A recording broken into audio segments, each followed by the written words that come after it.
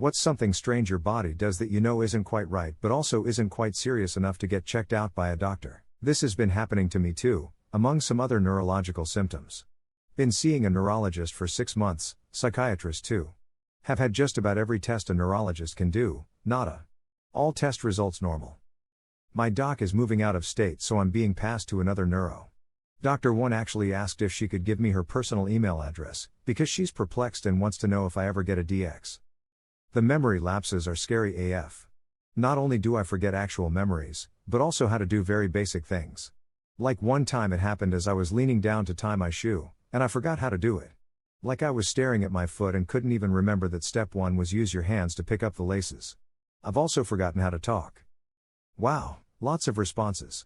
I'm not asking for medical advice on the internet, but since y'all are asking me questions that are giving me questions to ask my doctors, I MMA crowdsource my problems and add the one piece of info that perplexes my neurologist the most. I have fairly intense myoclonus periodically that gets significantly worse when I'm asleep. And not just when I'm falling asleep, like the entire time I'm asleep. Other fun symptoms include temporary deafness but only in my left ear that coincides with numbness in the left side of my face, tremor, hyperreflexia, and wild temperature fluctuations. This is one that previously happened and is solved as far as I'm concerned. For a couple years, every time I ran my dishwasher, my eyes got really dry. That makes no sense, right? It was a minor annoyance, but too ridiculous to say out loud, even to a doctor. Years later, I got diagnosed with Sjogren's syndrome. My immune system mistakenly attacks my tear ducts and my eyes get really dry. Scientists think it's kicked in by an exposure to a toxin, like mold, that sends your immune system haywire. My old apartment was full of black mold in the walls. Every time I ran my dishwasher it got in there and wet the mold and made it worse. I'm so glad to figure out I wasn't just imagining things because I knew I wasn't. Edit to answer questions, this really blew up overnight. Yes, I'm female. How I got diagnosed is another story. I noticed weird things like I was breathing fine, but didn't seem to be getting oxygen. I even moved my computer next to an open window to try to get fresh air. Ultimately, I started getting pains like an ice pick stabbing me in the lungs, but they'd only last around 1 second and be gone. I kept seeing doctors and being misdiagnosed with pleurisy. Finally I was at one quick care and the doctor said my x-rays looked normal but a pulmonologist just happened to walk by and notice a nodule, so he pointed it out. Ultimately, I got blood tests that showed autoimmune. I had a lung biopsy that confirmed sarcoidosis, another house favorite, and the markers for Sjogren's, too. I had a few years of heavy steroids and am doing much better. I have 72 of my lungs left. There was a lot of scar tissue formed while it was active. My eyes and mouth get dry and I may get tear duct plugs eventually. My joints used to hurt but they have me on something that's helping that, too. I eat a plant-based diet and am very physically active at my job. I'm in constant motion there, so I suppose that helps. No, I don't live in that inner city hellhole anymore. Smile. Hey guys, much like you, I love reading people's stories on Ask Reddit. Unfortunately, there's a lot of weird middle school level, just thought experiment type hypotheticals like nice try Baskin Robbins. I don't find this compelling, so that's why I've made it my mission to trawl and crawl through Ask Reddit and find the very best content and put it in your ears. That's why I'm begging you, like and subscribe. If there's anything I can do to help you out, give you the kind of content that you crave to help you get through your workday, let me know in a comment. But please like and subscribe. I get red marks on my body after I work out and sweat a lot, but they quickly disappear as soon as I cool down again. 100 normal until I work out again. It also feels itchy when the red marks are there, but the itch disappears with everything else eventually. Every once in a while holding a stack of books or a box or similar shaped stuff where the tips of my fingers bent but the rest was straight, my fingers would lock in place so I'd have to move my arms and hands in a specific way to unlock them and move my fingers properly. At totally random times it feels like my heart keeps skipping a beat, and I feel short of breath. It goes on for a few hours usually and then stops. I get rubber band headaches sometimes when I focus on doing a certain task. Sometimes the muscles in my hand will tense up and I have to use my other hand to unfold it. Exercise-induced urticaria. I'm really happy that so many people have found this bit of info useful. Usually it can be treated with antihistamines. I, personally, have it to the extent that I need a shot called Xolair. It's expensive but if you work with an allergist, you can get it approved through insurance. There's also a waiver program. Good luck and stay give-free. When I'm laying down my legs feel weird and I feel the urge to contract my muscles or I'd just rip them the fuck off. They don't hurt of anything, they just feel weird. Also, I get all kinds of weird feelings, twitches on my brain that are hard to describe. I have one of those, and a few rare ones that pop up anywhere. The one on my arm is the old reliable, though. I've seen it mentioned on Reddit before, so do liberally salt this, and someone said it was because the DNA for the protein that makes dark pigment has a little mutation that makes it make the same protein as a hair. So, your body is making a double hair instead of a dark hair. A hair. I had a ganglion cyst in my wrist when I was younger. I went to the doctor and he essentially popped it. It came back with a vengeance a few months later. My grandpa said they used to be treated by hitting them with a Bible, so I smashed it with my math book. It hasn't been back in 23. It's a setting. Go to Options GT, Graphics GT, check Disable Film Grain, or move the slider to the left if you only want to decrease the intensity. Also note that changes only come into effect after a reboot. Can't believe this dumb joke blew up like this. Glad y'all liked it. I turned 36 this year, and I decided to focus on my physical fitness, so I bought a swim club membership. The only problem was, most of the time when I go swimming, I wind up getting an ear infection. So, it turns out that normal earplugs, they kind of irritate your ear canal, they don't really work, they don't keep the water out, but there is an amazing kind of earplug called Mack's Pillar Soft Silicone earplugs that, they feel great, they keep the water out 100%, they're reusable, and they don't irritate your ear canal at all, no issues. If you've ever had a severe ear infection, you don't want to experience that again. It can permanently damage your hearing if you're unlucky. So, investing in these earplugs is definitely a good idea. Also, when my baby was crying later this year and I could not get to sleep, I used the same earplugs and they worked great. I was able to sleep right next to a crying baby. So be sure to click my affiliate link and purchase some of these Mack's earplugs today. My body doesn't let me know when I need to pee until it hurts. Like I could go a whole day without peeing and then wake up the next morning with intense stomach cramps that go away after a solid 5-minute pee. I can't tell you how many times I've been like, have I peed today? Well, you never know, and I sit down to discover that my bladder was full. It's nice to know I'm not the only one. After reading comments, I'm worried it might be some pinched nerves in my spine or something, because I'm realizing I only began having trouble telling I need to pee after I fell and bruised my tailbone. I haven't had kids yet, so it can't be because of a C-section. But I did get frequent UTIs in middle school, around the same time I got my tailbone, not sure if it was before or after, that my mom never took me to get treated for. It lasted about 6 months and I would get so itchy that I'd scratch myself bloody. So it might be lasting damage from that. I also have ovarian cysts, so the person who suggested I get my uterus checked out, it never occurred that they might be connected. My parents grew up as migrants, so they never went to the hospital unless they were dying, and that mindset has transferred over to us, so they almost never take us to the doctors. I'm heading off to college in a few weeks though, so I might stop by a free health clinic or something since I'll finally be able to. Sometimes I can't swallow food or water. It's like my throat just randomly closes, and it isn't a food allergy either. I'm able to swallow if I quickly twist my neck to the side. It temporarily opens my throat. Doesn't happen often enough to warrant a doctor visit. Update: I have consulted a GI about reflux and was told that I have 0 symptoms of reflux. So I guess rule that out? I've seen a lot of comments about getting my thyroid checked, and I will, since a thyroid issue has come up in the family before. Not me, but my uncle. He's almost 70 now. Over the past few years he has gotten more and more grumpy. Yeah, nothing to worry about, his uncle was like that too. Something old people get. He never wanted to see a doctor, even if his cold didn't seem to go away after 2 months a few years ago. That was bronchitis, progressed to pneumonia. He still has a nasty cough. About a month ago my grandmother was celebrating her 93rd birthday with her children. My uncle just sat there, staring in the distance, and when trying to talk he just mumbled. My aunt finally took charge and took him to the hospital. Brain scan was done. Turns out he had a lot of tiny brain bleeds, probably over the course of several years. Don't ignore personality changes, no matter how slowly they progress. Oh, I get the warmth thing. At least I'm not the only one. This is by far my most upvoted comment. Crazy. Any hoodle, thanks everyone for the likely diagnosis of a pinched nerve. This used to happen to me a lot, in particular when I was heavier. Since I've slimmed down and go to the gym regularly, it doesn't happen often. It is pretty freaky when it does though. I always have an immediate fear that I'm having some weird seizure or that my head is going to explode. I'm not sure if the weight loss, etc., helped or if it's just easing off on its own. Either way, I'm thankful that it isn't having such a negative effect on me. Try pooping before you shower, and wash your cake whole like someone is about to judge it in a clean cloaca competition. Don't be afraid to probe inside a little.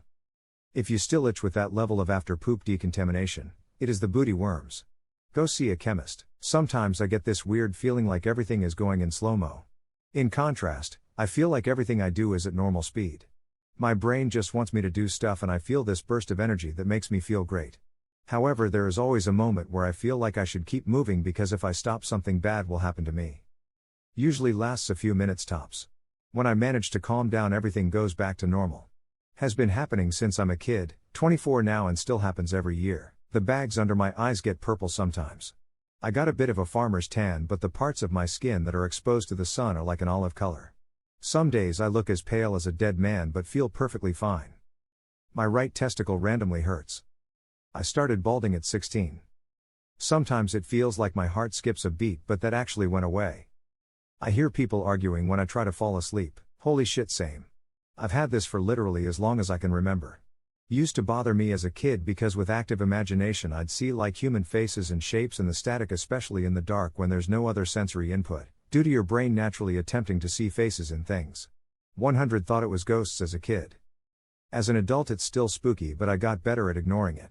Had no idea this wasn't a thing everybody had. I have the first issue too. It is so uncomfortable that I have been to the ER 3 times for it and seen 2 cardiologists. Lots and lots and lots of tests later we found out that my body is super sensitive to adrenaline. Does this happen for you when Teresa, a situation that induces adrenaline? Well, I don't think it's really a problem worth getting worried over, but it's something that I always thought wasn't really normal. I get this really weird feeling in my brain sometimes that's incredibly hard to describe, which is honestly why I've never talked to anyone about it. It's like a brain shiver? Like when you get the chills, but it's only happening inside your skull and not the rest of your body. There's also a weird, almost squeaky sound in my ears when it happens too. When I was little, I used to think it was my brain getting another wrinkle because I learned something that made me smarter. Lamau. To clarify, Therese, no physical sensation that happens, no goosebumps or anything like that. Chills are just the closest thing I could think of to compare it to. It's literally just a quick feeling in the middle of my brain that doesn't travel down my body or anything like that. Just a second or two and then it's over. I know it sounds similar to brain zaps people get when coming off antidepressants. And I'm assuming it feels the same way? But this has happened for as long as I can remember, way before I ever took any medications for anything, and it still happens even now that I'm in stuff for anxiety. It's not ASMR. They're 2 completely different feelings. ASMR is a pleasant, skin-tingly feeling.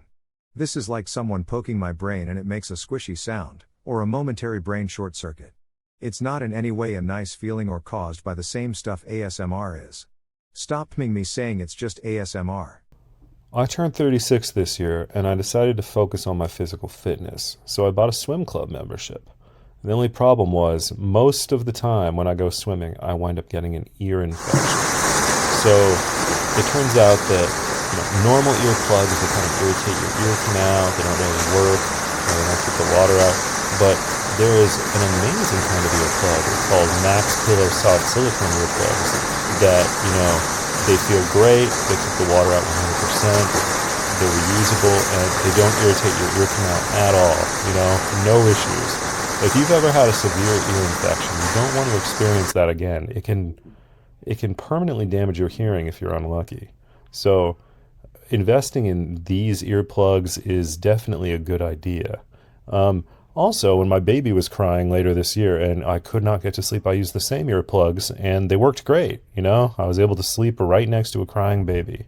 So be sure to click my affiliate link and purchase some of these Mack's earplugs today. Well, every once in a while my eyes will go blurry and I can't see for a few seconds. I've learned to wait it out, but it seriously freaked me out when I was younger, but from what I know it's basically harmless. By the way, I have 20/20 vision, so it's not my eyesight getting worse over the years. Shira thinks. Mine's similar to her condition, but instead of going blurry for a few seconds if I've been lying down for too long, then I stand up, then I get this dizzy feeling and I kinda have a blackish static around my eyes which will last for about 2 to 4 seconds, then I just feel normal. Wait, no, just found out it's called orthostatic hypotension and I'm just really dehydrated. This is what has been happening. Just wanted to edit this to show everyone I finally figured it out. Thanks for the advice from everyone though, and have a nice day. Yup, they're also called Bible cysts because of that. I used to get one on my left wrist from pulling in the clutch on my motorcycle. It was awkward to hit with a book just right by myself, so I switched to using a large Maglite flashlight. Felt so much better after pop to have full range of pain-free motion again. Sometimes I'll be walking and I suddenly just dissociate from my body and everything around me. It could either be triggered by my thoughts or just doing nothing at all. I think about how I'm next to nothing in the universe and feel like I'm jumping out of myself. Then my body just feels like it isn't mine. In that moment I try to stop it by looking down at my arms to realize that my body is mine, and to stop thinking about things like that. It takes a lot of distraction to end it. Happened a lot my senior year in high school, happens on occasion now, and might have happened the other day. Lasts maybe 30 seconds to 1 minute. I'm really hoping someone else has gone through something similar. I am new to Reddit, so thank you for all the responses. I can't go through every single one, but I appreciate all the help and advice from everyone. This has become a really awesome discussion. I'm so glad I'm not alone in this. My stomach hurts between breakfast and lunch almost every day, because I'm hungry I guess, and hurts worse after I eat. It's a sharp pain that goes away if I lay completely flat on the ground. I've resorted to laying down in a few public bathrooms before. Happening since 4th grade, I'm going to college now. I recently told my doctor about it, and she prescribed a blood test and an ultrasound of my abdomen.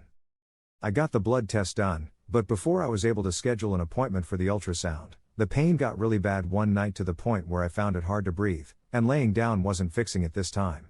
My mom's been concerned about it for a while, so she was contemplating bringing me to the hospital. I fell asleep though, and I ended up okay. The next day I went shopping, and the pain kicked up again and I couldn't walk around, so my parents brought me to the ER. The blood tests were normal, and they did a pancreatic ultrasound, since I indicated the pain being low on the belly area, but found nothing. Still haven't gotten around to getting the abdominal ultrasound done, but I actually haven't been experiencing the stomach pain since the end of the school year.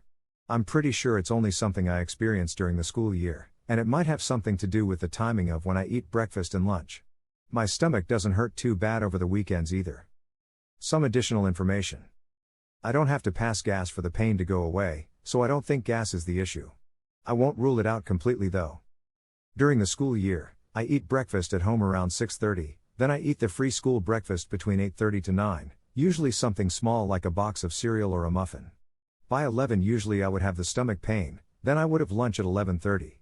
My stomach would hurt for a bit after lunch but go away eventually, and then return around 5 to 6 before dinner, and then after dinner as well. On the weekend summer breaks, I would usually eat breakfast around 9, lunch around 1, dinner around 7, and the pain is way less frequent.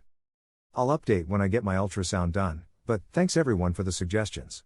I'll read into all of them and see if any of the symptoms match up. That's your fight or flight response kicking in without a trigger.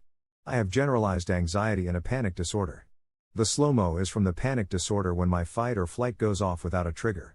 It's happened to me doing laundry, walking into a room, all kinds of mundane stuff that does not justify the response. The first time it happened, I was 10 and it was accompanied by some auditory hallucinations, an overwhelming buzzing noise. I didn't know it was anything not normal and always just thought it was something cool my brain could do. Wasn't until I was diagnosed with anxiety that we figured out what that was too. Hey guys, do you ever have a problem getting to sleep at night? Well, I've got the magic pill to cure your insomnia.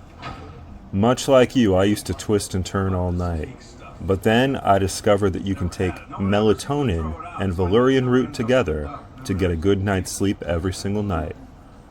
I've been taking it every night by for years and years. I've been taking Valerian and melatonin, and this is my life hack to get a good night's sleep and vivid dreams every night. So be sure to click my affiliate links, and I will give you the gift of a good night's sleep.